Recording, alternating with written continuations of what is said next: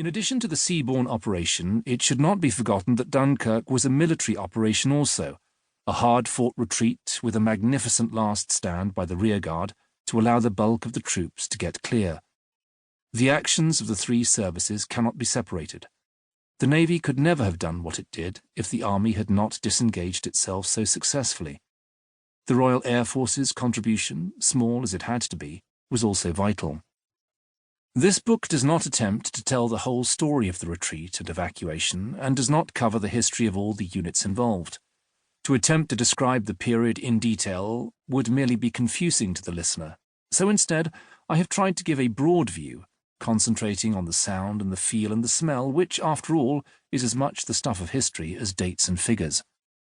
I have tried also to let events appear in chronological order and as near as possible to the time when they occurred, something that was not always easy, because Dunkirk happened a long time ago, and as memories fade, dates grow confused. Nevertheless, I am very much indebted to the Dunkirk Veterans Association and to those ex-soldiers, sailors and airmen, now growing old, who told me their stories with such surprising modesty. The front crumbles. Ever since the 3rd of September 1939, first the French, then, as soon as they could take up their positions, the British had faced the Germans along the Franco-German border. The war had been a long time coming, ever since 1918, when French demands for reparations after World War I had beggared Germany, yet at the same time had prevented her earning the means to pay them. But while the 10 million dead of that war laid a cold shadow over the generation they had died to save, isolationism in America, pacifism in England, and defeatism in France had been matched by increasingly aggressive demands by Germany to return to her full status, which made it easy for Adolf Hitler to stir up trouble. Feeling they had been cheated in World War I, deprived of their colonies and the Tsar, forced to give back Alsace-Lorraine, and with the Rhineland occupied and Danzig a free city, the Germans were ripe for Nazi theories.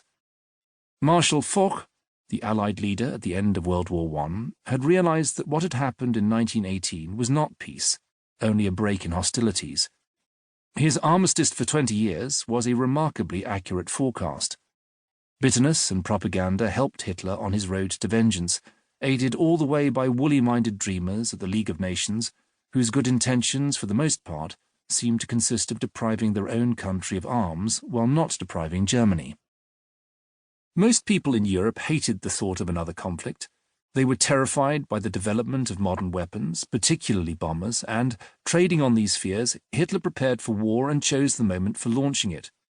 From the minute he came to power, it was inevitable. While weak statesmanship had permitted Germany to grow stronger and stronger, the war weariness that followed 1918, financial crises, the worst depression in living memory, and a variety of pacifist movements had brought the British armed services to a dangerous level of inadequacy.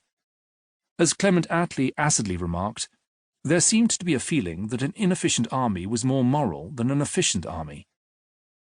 The Royal Navy had managed to retain most of its strength, though much of it was out of date. The RAF, by acquiring sufficient single-wing Spitfires and Hurricanes to replace its obsolete biplanes during the breathing space afforded by Prime Minister Neville Chamberlain's concessions to Hitler at Munich, could match the German Luftwaffe in quality, though never in quantity. The army, however, was in poor shape, equipment-wise, though never in spirit. Only a few far-sighted officers had realized that the tank, that British World War I invention, was the symbol of the new type of warfare, with the result that in Britain, when war began, there was virtually no tank force worth noting, at a time when the Germans had evolved the Blitzkrieg. The Germans were well aware of British weaknesses because German military attachés had seen infantrymen on manoeuvres in 1939 carrying placards to represent tanks or guns, a practice so widespread that, according to Lieutenant General Sir Brian Horrocks, one young officer, on receiving his first order to move into the North African desert, asked if the enemy understood that a green flag represented a tank. Another officer, on a staff course, taken to task for placing an imaginary anti-tank gun up a tree, complained he had never seen an anti-tank gun and had no idea what they were like. Yet the Germans had been allowed to repudiate the Versailles Treaty, made at the end of World War I, to snatch back land taken from them under that treaty, and as they realized no one was willing to oppose them,